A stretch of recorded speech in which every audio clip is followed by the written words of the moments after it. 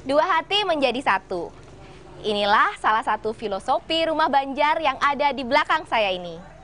Nama dari rumah Banjar ini adalah Palimasan Kembar. Banyak sekali filosofi dan sejarah dari rumah khas Banjar. Kali ini Borneo akan mengajak Anda untuk mengenal lebih lanjut tentang rumah khas Banjar lainnya.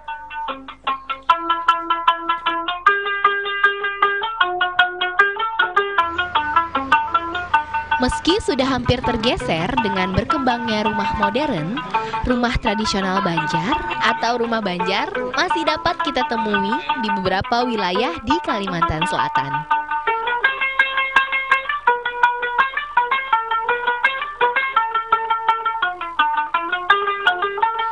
Seperti di daerah Karangintan, Kabupaten Banjar ini.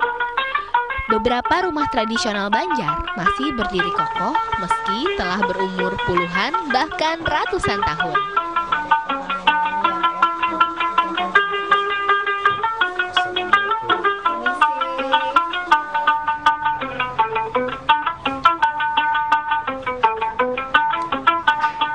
Bangunan rumah adat Banjar diperkirakan telah ada sejak abad ke-16.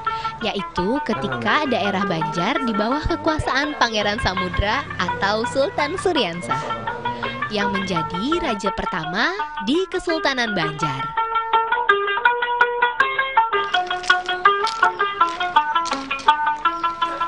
Menurut catatan, terdapat kurang lebih 11 jenis rumah Banjar dengan bentuk berbeda serta memiliki makna dan filosofi tersendiri.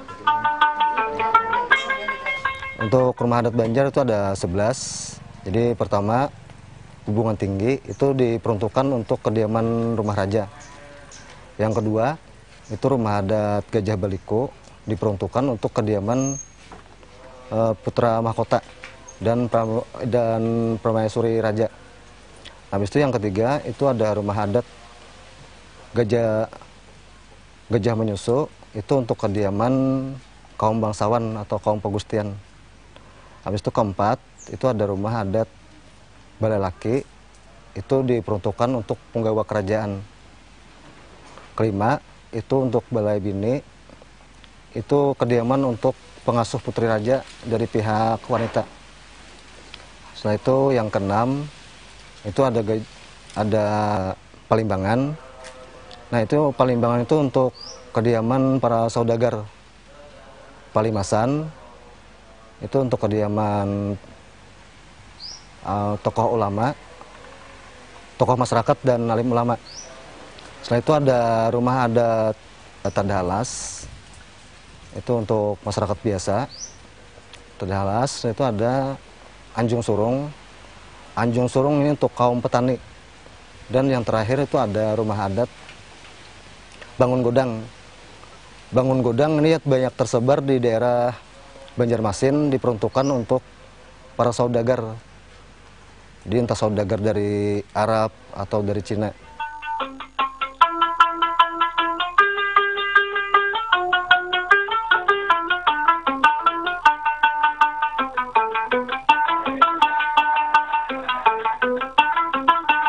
Kemudian bentuk segi empat panjang tersebut mendapat tambahan di samping kiri dan kanan bangunan.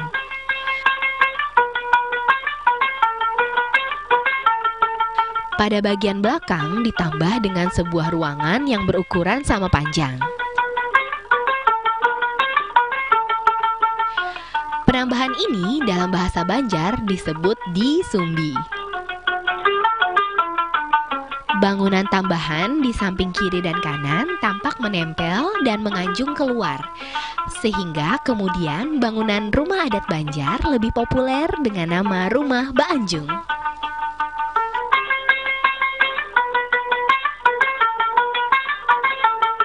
Konstruksi dasar bangunan rumah Banjar adalah rumah panggung. Hal ini disebabkan keadaan alam berawa di tepi sungai sebagai tempat awal tumbuhnya rumah tradisional Banjar.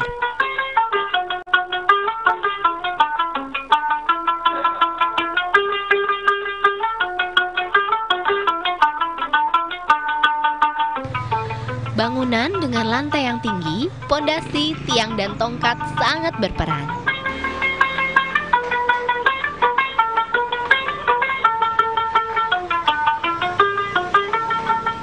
fondasi sebagai konstruksi paling dasar biasanya menggunakan kayu kapur naga atau kayu galam. Tiang dan tongkat menggunakan kayu ulin.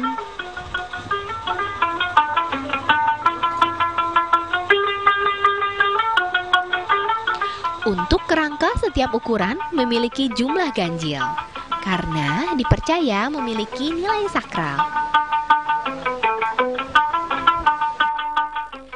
Lantai terbuat dari papan kayu ulin setebal 3 cm.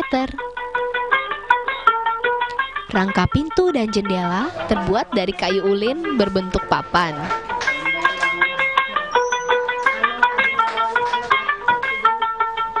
Untuk nilai-nilai filosofi mungkin kalau rumah itu diperuntukkan untuk pemilik rumah.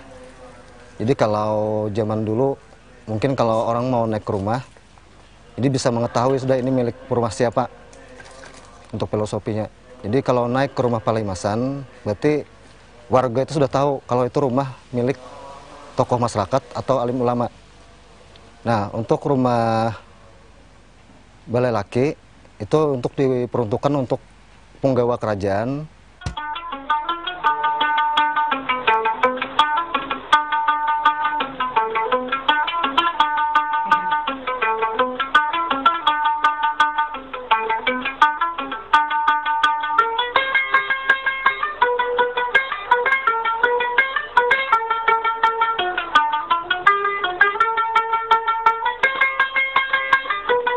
Pemirsa, Kalimantan Selatan memiliki ragam budaya dan keindahan yang patut dilestarikan. Salah satunya adalah budaya Rumah Banjar. Karena bangsa yang besar adalah bangsa yang menjunjung tinggi budayanya dan mengerti sejarahnya. Demikian Ini Borneo kali ini, sampai bertemu di Ini Borneo selanjutnya.